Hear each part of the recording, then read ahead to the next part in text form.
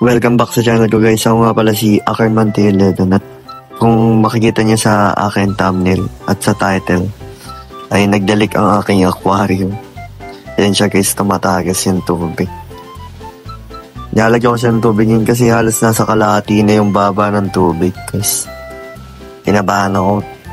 May basag yata ito guys. Nagdalik siya sa ilalim. So yan, nilalagyan natin ng ang ganyan lang talaga dapat yung tubig guys bago ako mag water change, pero lumagpas guys. So nagdadagdag na tayo ng tubig kasi baka mamaya pag gising ko wala ng tubig to guys. So ayan, dagdagan na natin.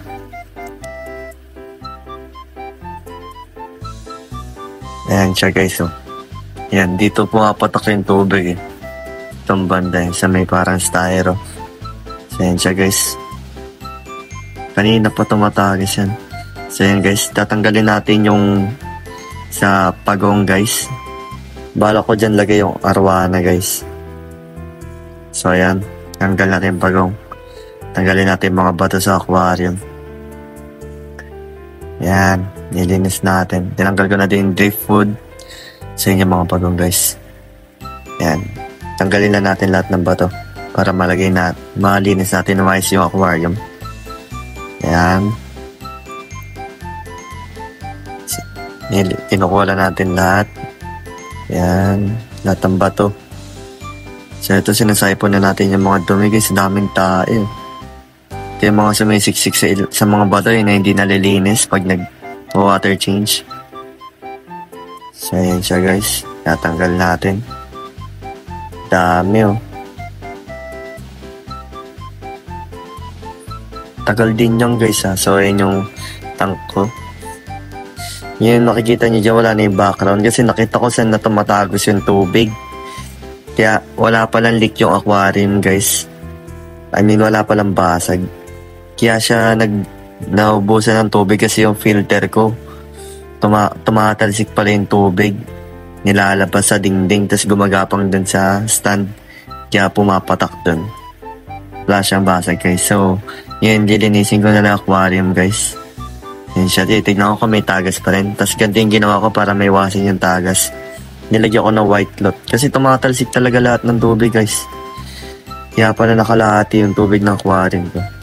Lagyan lang natin ng white cloth para may iwasan yung pagtagas ng tubig. Baka paggising ko wala ng tubig yan. So yan.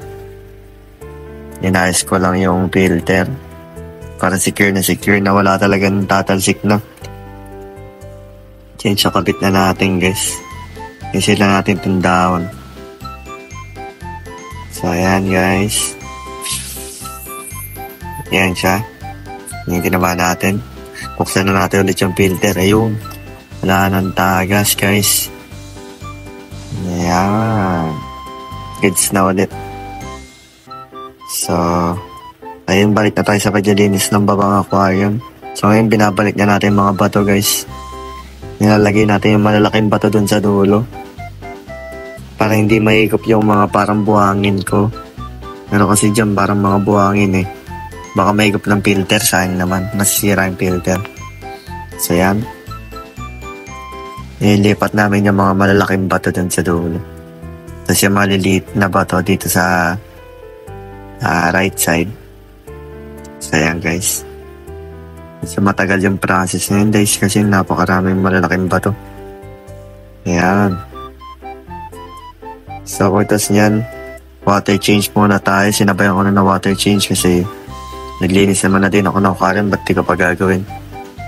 Change siya guys. Ilinis natin yung taas na tank. Daming tayo nyan guys. Literal na sobrang daming tayo. Tapos yan. Dahan-dahan lang kasi baka mamaya sumabog yung tayo. Lalo kung mahirapan maglinis. Kasi napuno na. Yan. Pangalawang timba. Yan. Kailangan simot na simot lahat ng tayo para bumaba yung ammonia level tsaka nitrate. Tsaka nitrite. So yan. Ituro nila meron pa daw dun. So yan. Napuno na naman. Yan. Tata. Yan yung sa shell guys. Yan, dinusog natin. So, ayan guys. Last na pagtimba na to guys. Inuusog ko na yung sa log kung saan nagtatago yung parrotfish. So, ayan guys. Lalagyan na natin ng conditioner yung sa pagong. Tapos, ayan, naglalagay na ako ng tubig ulit. Yan siya guys. Pinatay ko muna ilaw kasi tumalon yung arwahan ako. Hindi naman lumabas ng tubig pero tumalon siya. Kaya pinatay mo natin yung ilaw para di siya matakot. Natakot siya nung nilagay ko yung background eh. So ayan guys, hintayin lang natin mapuno yan. Medyo matagal yan. Yan. Ayun, sa pagong medyo malabo pa pero malilinaw din yan bukas. Yan. Punasan na natin sa salamin guys. Para kitang kita yung ating fishes. So yan, ganisin na yung mga alikabok. So, ayun lang guys.